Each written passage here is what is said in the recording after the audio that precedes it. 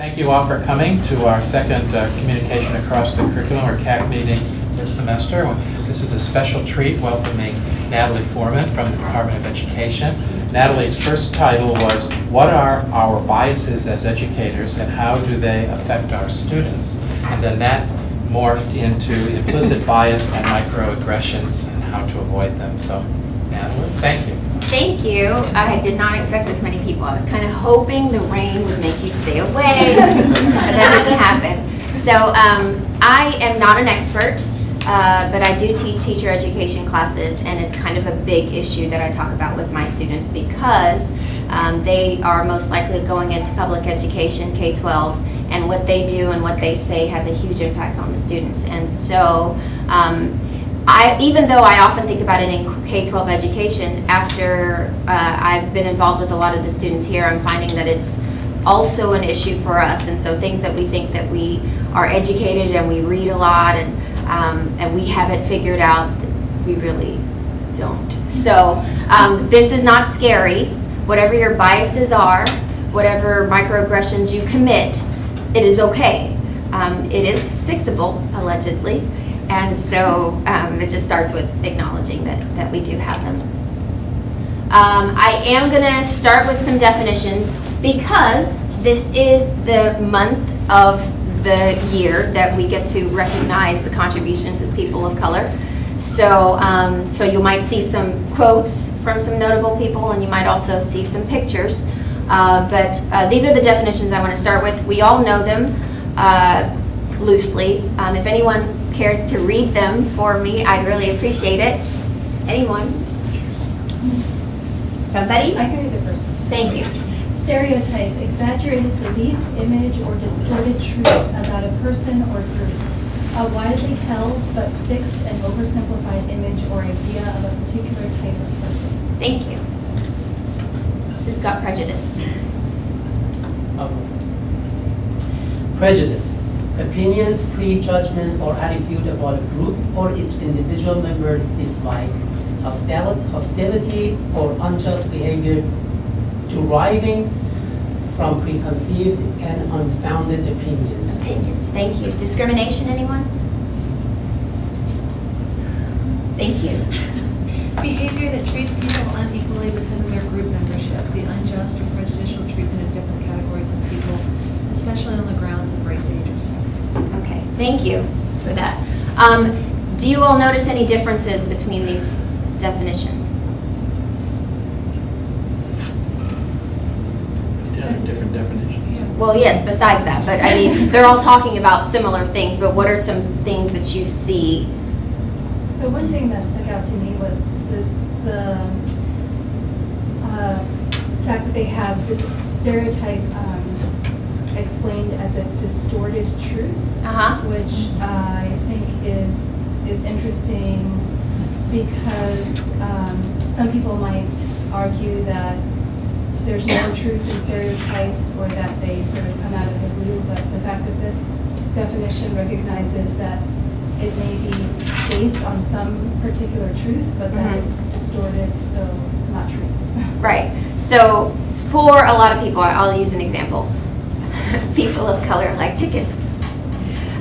I know a lot of people of color that really like chicken, but that doesn't mean that only people of color like chicken. Most Caucasian people I know also like chicken. So I guess to me, I liked this definition. It's not mine, obviously. It's Oxford's definitions. But I liked it because I think it gave room for what truths are and maybe like the awareness that it is about perception.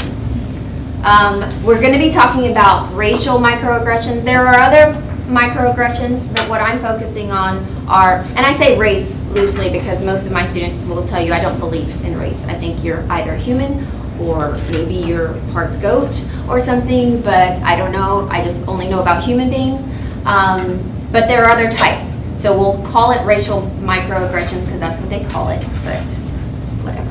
And implicit bias. I'm going to show you some pictures, and I want you to look at them. And you don't have to say anything. I just want you to look and reflect.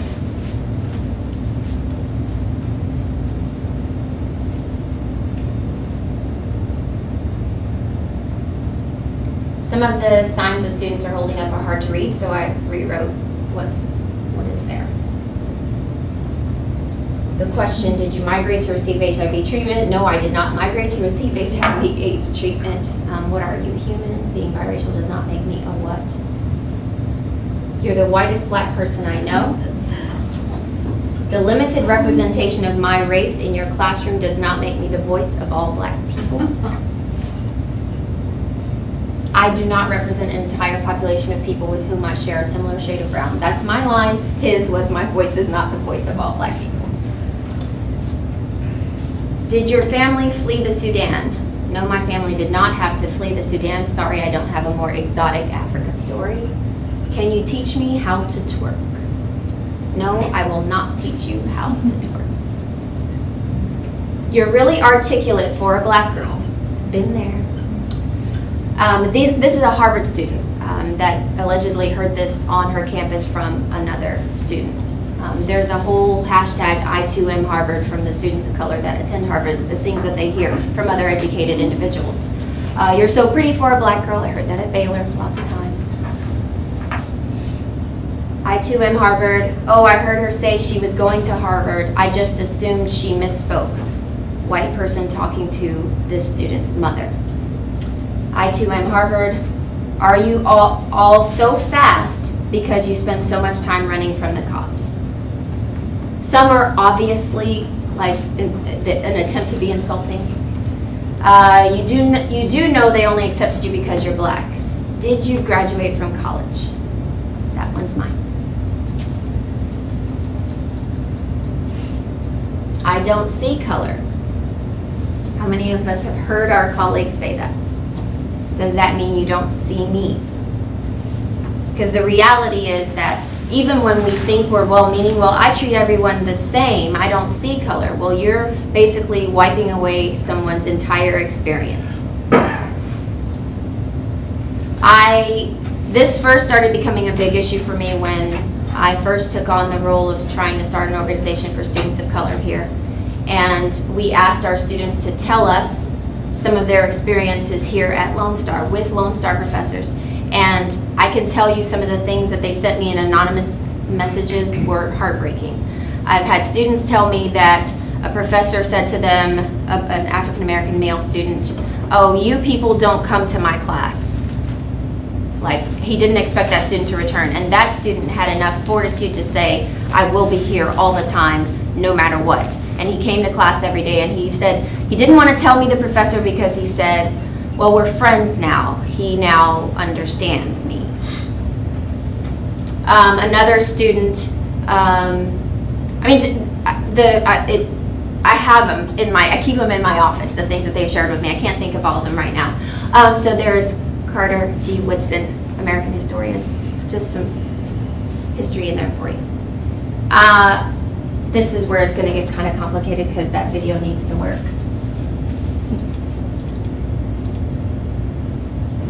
As educators, we are all deeply invested in creating positive experiences for our students. However, we now know that no one is immune to holding implicit biases that may adversely affect students, despite our best intentions. These biases can have a huge impact on our students' outcomes.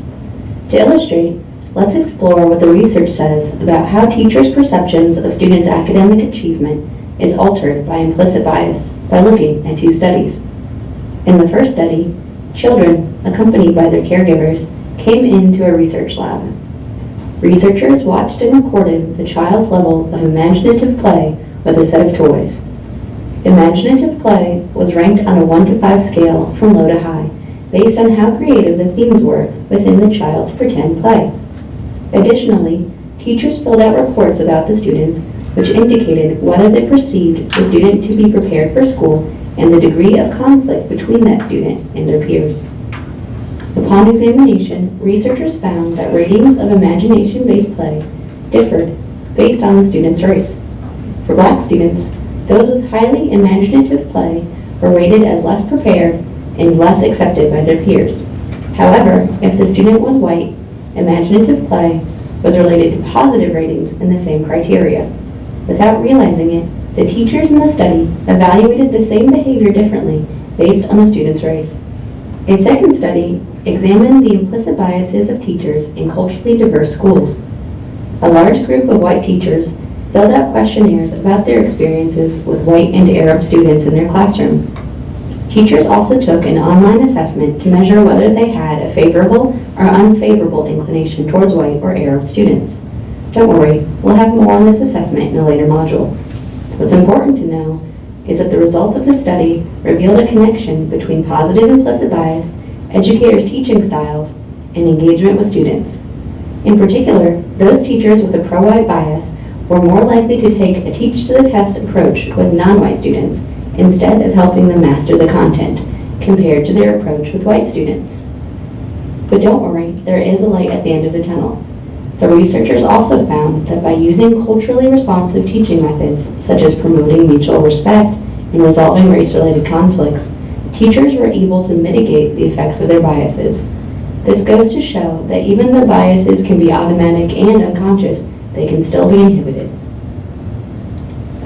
So for me, I look at my students that are going to be teachers, and I want them to give some long, hard thought to what they're doing, who they are, what they believe, and what they're bringing into the classroom.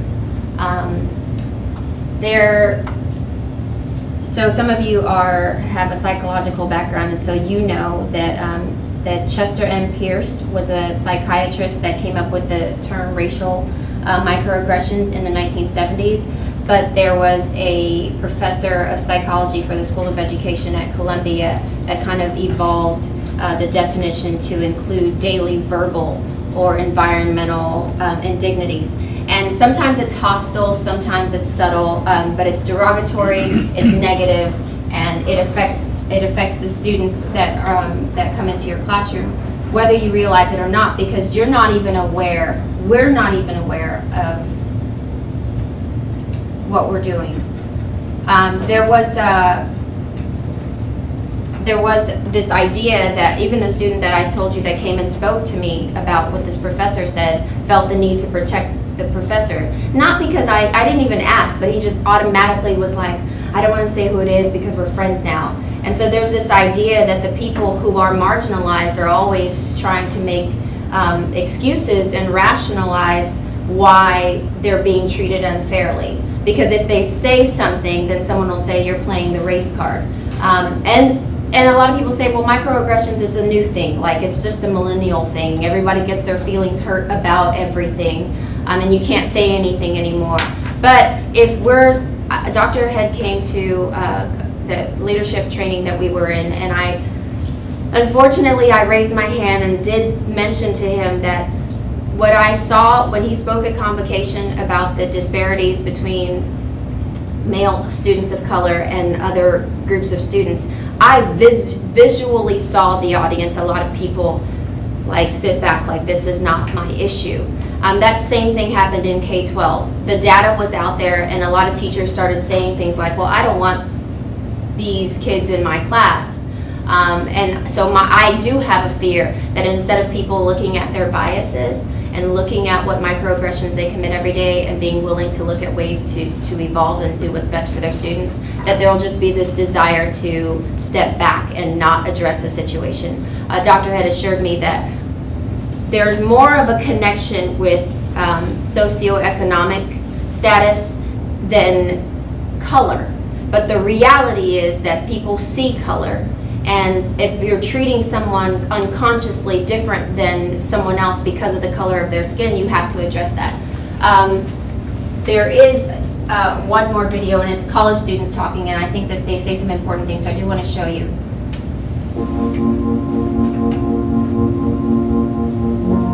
Think about a time when someone said something about some aspect of your identity that made you feel insulted or slighted, even if they didn't intend it. You probably experienced a microaggression. A microaggression is something that someone says to someone else without knowing that it may be offensive. It hurts. So that's how I know it's microaggression, because it feels disrespectful. And it's not like outright racism, but it's something that is like almost unconscious in the way that you view people. Most microaggressions are subtle and indirect. but they occur frequently in the daily interactions of members of historically underrepresented groups. And most often, people who commit microaggressions think of themselves as well-intentioned, non-racist, non-sexist people. They do not realize that the underlying messages communicated by their actions or comments are hurtful to other people. One of my friends asked if my parents had their papers. I had a science teacher, a physics teacher, and he told me that I was the smartest black girl in his class. I've been asked if I understood what they were talking about, or do you need translation stuff just based on my name? I'm not the spokesperson for the whole black community, but that's a microaggression I do experience a lot. They want the black perspective, and I'm usually the only black girl in the class. So it's okay, what's your take on this? Oftentimes I get asked, do you know how to speak your native language? And when I answer I do, it's just they're okay, well, what does chinchal mean? There are 3 types of microaggressions: microassaults, microinsults, and microinvalidations. A microassault is similar to what we think of as overt discrimination. In the case of microassaults, those acts are intentional. I was a server for a long time, and if anyone else was, you know this. In the back of the kitchen, when someone gets a table, they say Indian people, I hope this is PC, I don't know all the terms, but Indian people or black people or anyone, they'd be who wants that table? I don't want it, they're not gonna tip.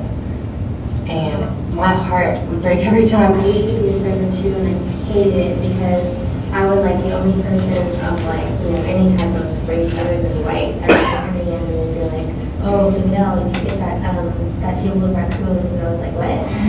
And they were yeah. Then I would go and I'm they're black people, and I was wait, is that what you call black people? You call them raccoons? A microassault can be the deliberate posting of swastikas, Confederate flags, racial slurs or epitaphs that are left on a blackboard in a classroom. I work as a research assistant, and so a while ago, one of the new RAs, when I was a few months into it, came up to me and just mentioned that, we'd known each other for months at that point.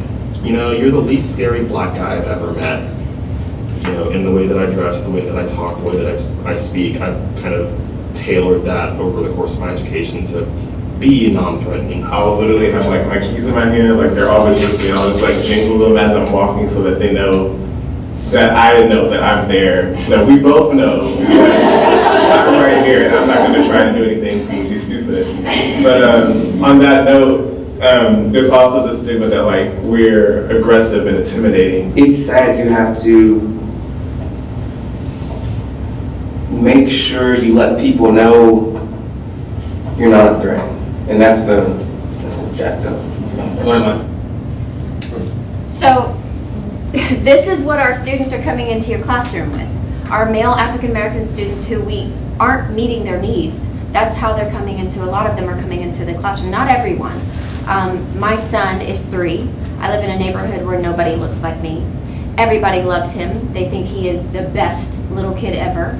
It's a retirement community, so they all have him call them grandma and grandpa. He has 100 million Caucasian grandmas and grandpas, and he knows nothing. He knows no difference between anything. But I know when I took him to school for the first time a couple of weeks ago, I had a moment where I stood out there and I cried because I knew that the beginning, that it started then. 4 years old is when statistics say, research says that little black boys are started being treated differently in their classes.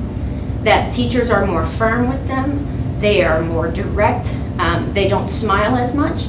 So if that is what's happening from the time he is 4, then who will he be at 20? I have to fight constantly. I will have to fight constantly to make sure that he stays as happy as he is right now.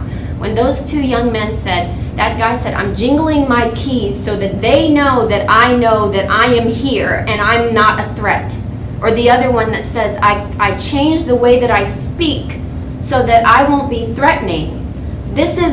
And so when some people of color, and you say something to them and you say, oh, that person's being defensive, is it any surprise that they are defensive?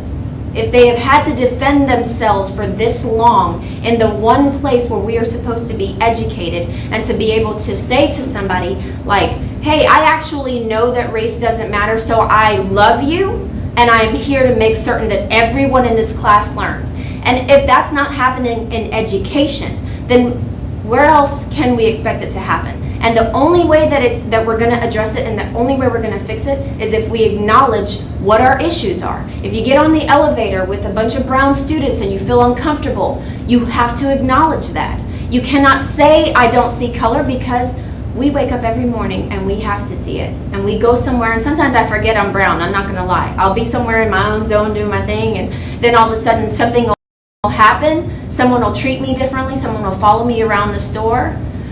Even here at Lone Star, God bless that person's heart, someone will touch my hair without ever asking me if it's okay to touch me. I've never touched a single person at work without like what seems like approval, like, hey, like I am a hugger, so I do hug people. But I've never touched anyone physically without first like having some sort of relationship with that person. And that has happened to me here with a fellow educator. And I did not have the courage to say, hey, there's some racially like charged things behind you feeling comfortable putting your hands on me without my permission. I didn't have the courage to say that. And some of our students do, and some of them don't, and they just stop coming to your class because they feel uncomfortable for whatever reason. I forgot my clicker. I want, wait, no.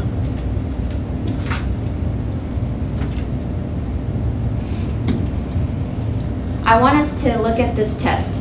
It's the Harvard Implicit Bias Test. It's been taken by over 3 million people. I took this test 4 years ago, and I am sad to say that it showed that I had a slight preference for people of European descent.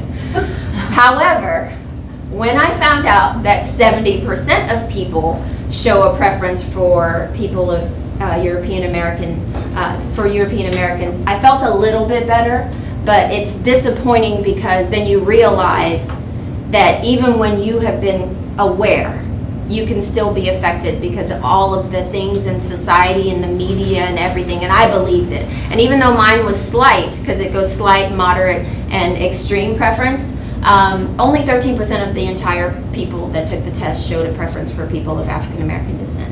I am happy to inform you that after 4 years of reading stuff that would have made even the most stubborn person sad, I did it again recently, and I show no bias towards anyone. I'm just being silly. It suggests that I show no bias. Does it really mean? I mean, the test has flaws. 24% show a strong preference, moderate preference, slight preference. Little to no preference between African American and European American. That does make me proud, but I don't know if there is something to be said for how the test is conducted. They show you images of what you see, what you consider African American and also European American, and then they start to give you words, and you're supposed to push a button, and it measures the response time that you have when the words don't match up for you, when there's some cognitive dissonance for you. Like if deep down in your soul you think that people of color are bad, and then it says good next to a picture of African American, and you take longer to push the button, then it's recording that you have a moment. And that's okay. Even while you're taking the test, if you feel yourself hesitate, that is your moment to say, it's there. It's not your fault, but it is your responsibility to do what you need to do to fix it if you're going to be in the classroom with people's children. And even though they're adults, they are somebody's child. So I would encourage you all to take this test. Like I said, I know there are faults with it. I had my students take it, and some of them came back very sad and didn't want to tell me in front of the class what they found. But I tried to encourage them to understand that you're in the 70% of people that feel this way. So don't beat yourself up. Just be glad that you were willing. Out of all the students that I told that I would like for them to take the test, only 5 of them were willing to do it. So what does that tell you? That a lot of people are afraid to figure out and to be truthful with themselves that they might have a bias. And we all have biases, like I prefer tall men, I married a tall man. Like, I mean, there's nothing wrong with that, but if it affects your students in a negative way, then you have to start to figure out what you're gonna do to address it. The step one is admitting that it's learned early. So if you're starting to learn this stuff as early as preschool, then that's the first thing. Acknowledging that it took a long time to build it, so it's gonna take a while to undo it. It's counter to your commitment to fair treatment. So most people believe that things should be fair. But these biases that we create and these microaggressions that we commit are contrary to that. So you have to start questioning your values and your beliefs. If you say you value something, but then your actions say something else, then you kind of have to live in this space of reflection and acknowledgement of what that looks like. I tell my students all the time, point out stereotypes that you see in the media. It's like untraining your brain. So when I see something in the media, I say, oh my gosh, I can't believe they're doing that. I don't get all worked up in a bad way about it. I acknowledge it, and then I move on. But the acknowledging, I think, sends a message to me that I know that's not right. But if I don't say anything, then I continue to build on the unconscious bias that I will have. You surround your class in the equality matters cues. So constantly talking about those types of things. Integration is not enough. Clearly, we integrated schools how long ago? But if you go into any inner city in Houston or anywhere else for that matter, you'll see that we have not been integrated, and white flight is still a real thing because people keep moving further out. Structured environment, work together to solve shared problems. So you talk to your students and develop mutual respect in your classrooms and try to come up with plans. And we're not going to solve it all today. So really, even though I've put this stuff up here, I don't expect us to get anywhere else except right here. This is where we have to live for a while. So there's no point, like I could tell you, but there's no point in this stuff until you start at step one. I talk about classroom culture because I talk to my students about it, and so I think professors, it's just as important to talk about community engagement, culturally sensitive communication. Little things, like I often speak Spanish in my classes, but I do not ask my Spanish students to translate for me. Because just because someone might be of Hispanic descent does not mean that they speak Spanish. Typically they don't. A lot of them, their parents didn't want them to speak Spanish. So I just ask in general, hey, does anyone in class speak Spanish? If someone says, yes, please, thank you, great, you will help me with my Spanish, because I like to speak Spanish in the middle of speaking English in classes. I don't know why, it just does something for me, and maybe for them. They laugh all the time. Understanding that just because a student is in your class and they fit a certain stereotype does not mean that they fit whatever your stereotype is of that person. So finding out about who your students are individually. I take a poll a lot of times in my classes. I ask students if they're from single parent homes. I ask students if they have siblings. Because I want to know, because every single student is different. And so if I'm going to curtail a class to a student, I can't just say rap music, put rap music in my presentation, that's going to get my students of color. Like, that's not true. I love country music. And sometimes I go to concerts and people look at me like, you know Reba? Yeah, I know Reba. So, I mean, it just, at the end of the day, you just can't make assumptions about people. And every time you do, you have to literally have an internal dialogue with yourself and say, am I doing it now? I like this quote. It says, color blindness appears to be anti-racist while upholding the status quo, biased incident policies, and actual responses to racism. It's while seemingly caring and progressive, it can serve to conceal the way higher education is invested and implicit in the racial order. All of these things that are happening, systems were put in place to keep certain people down. It's a power structure. And so if we don't acknowledge that we can't get the best from all of our students if we don't even let them feel like they are the best. And so I'm not asking us to hold our students' hands. I'm not asking us to create additional biases where you're more favorable for another, but just recognize that maybe some of our behaviors are the reasons why our students are not producing in our classes. That's it. That's my last-sided. Thank you.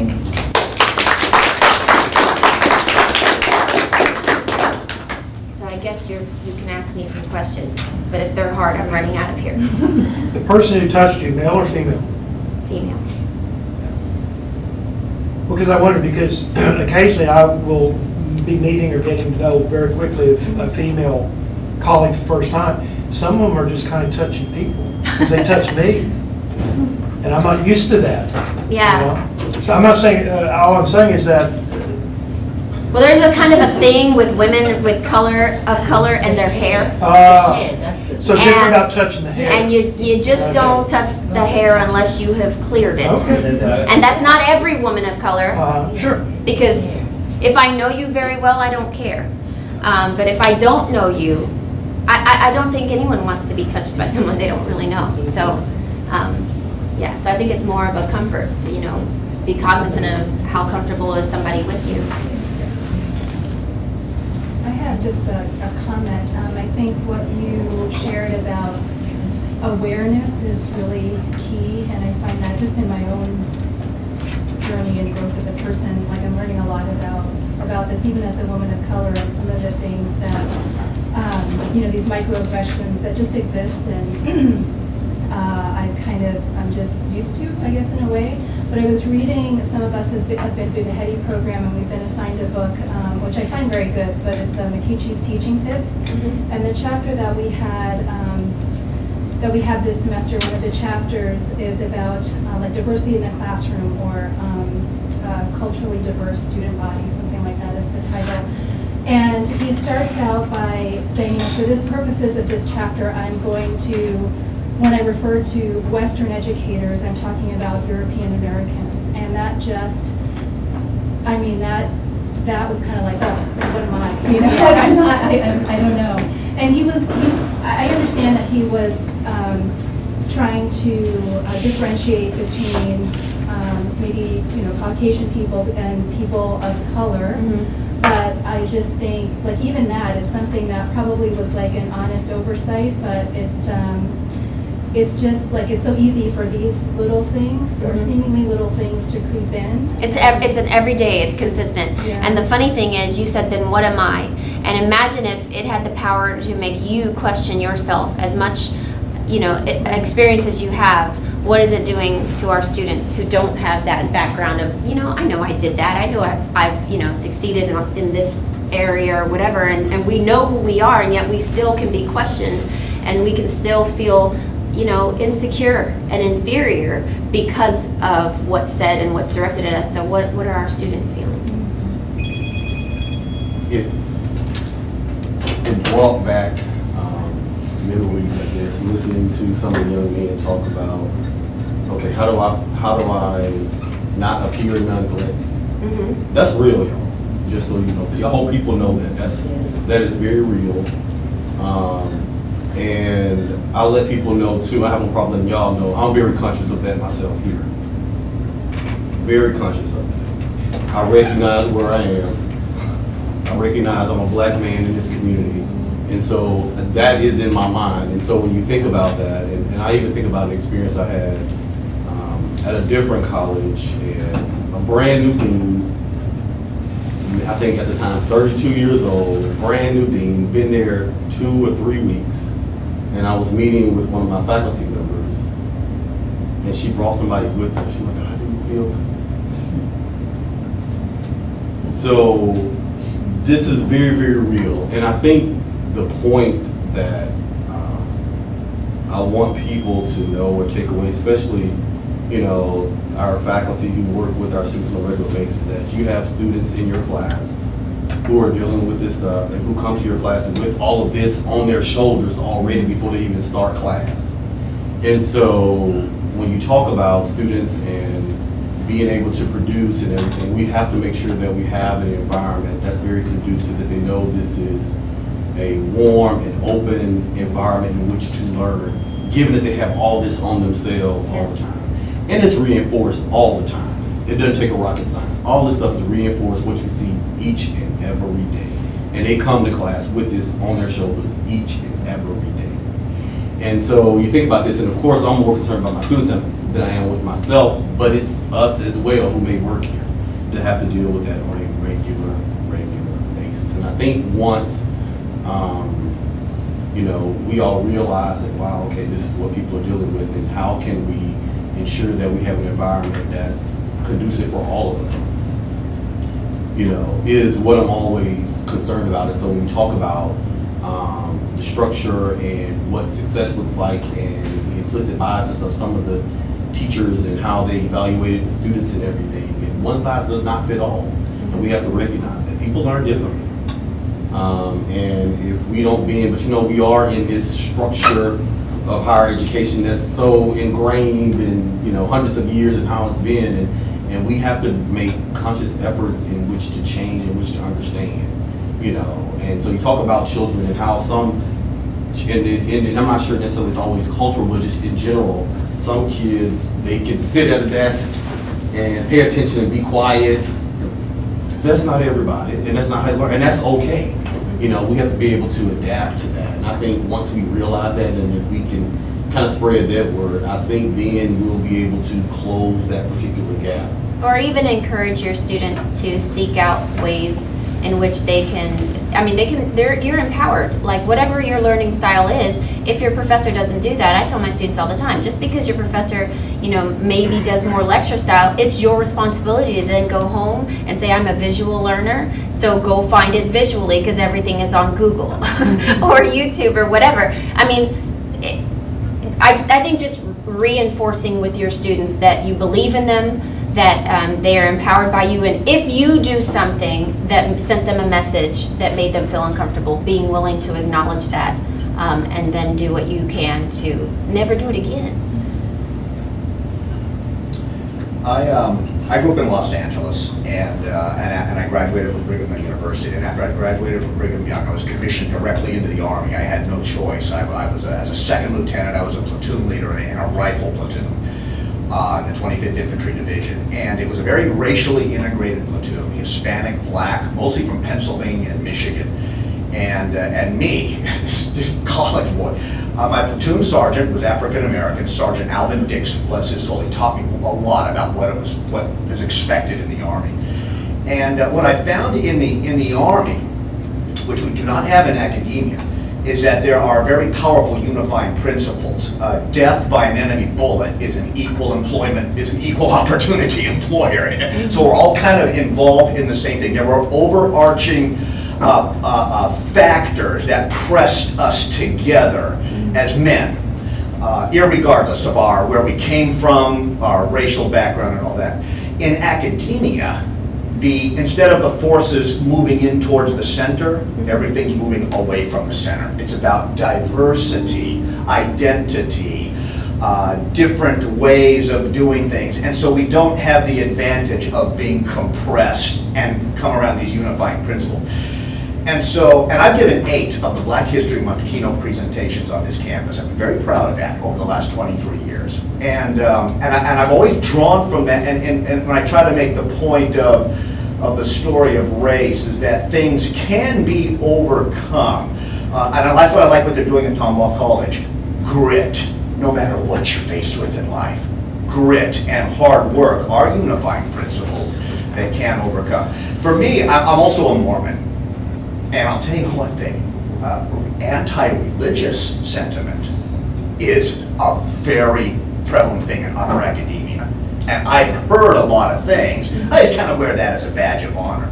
But that the concept of grit, pressing together, pressing forward is probably, in my opinion, a better solution than the emphasis on diversity. There are things that unify human beings, and I like to seek out those things. So what's interesting about that, and I'm not agreeing or disagreeing with you, is I went through the flood, and we were rescued by boat. And when we were rescued by boat, everyone loved everyone. Like, we were happy to be rescued. They didn't care who they were rescuing. They were just saving us from the water. And everybody was happy, and I love you, and God bless you. And I mean, I'm religious all the time, but some people, I had never heard them say anything, and all of a sudden it was like, Jesus loves you too. Like, it was interesting to see that unify everyone. As soon as the water receded, the same people who were in love with each other the week before were like arguing, oh, well, those kinds of people don't pay the contractors, and that's why the contractor didn't come to our street. there were people in our neighborhood that had guns standing in the front of our neighborhood, and our friends came to help us. Our friends looked like us, but they only know us. So when they saw our friends, they were like, no, you can't come in because you don't live here. And my other friends who don't look like me that came to help, they let them right on in the neighborhood. So while that is probably true, the other is also happening. And so, I don't know what to say other than you can't ignore it. And unifying principles hasn't solved it, because I know lots of people that have been in military and they say some things that I'm like, wow, you would have taken a bullet for that person, but now you're saying some pretty terrible things. So I don't have the solution. I'm just saying that I'd like to start by acknowledging that whatever your microaggressions are, whatever your biases are, you have to address them because they are affecting our students. So there's I can't remember the name of the show on Comedy Central, but the guy starts the show every time with, if you're hearing this message, you are a member of the resistance. And so I would like to think that if you're in this room, you're a member of the resistance. And because Natalie has shared with me numerous stories about the kinds of microaggressions that our students experience on a daily basis. And it is heartbreaking. And the thing that makes me tear up is the story of you taking your little boy to school, because what we have to realize is that we really don't know every student's individual story. But without exception, we're making assumptions about every single person we encounter every day, not just on a racial basis, but on all kinds of, according to all kinds of biases. But I really want to express my appreciation to you for bringing this topic to CAC. And I think this is the kind of thing that we should have open conversations about. If you're in this room, you might be a member of the resistance.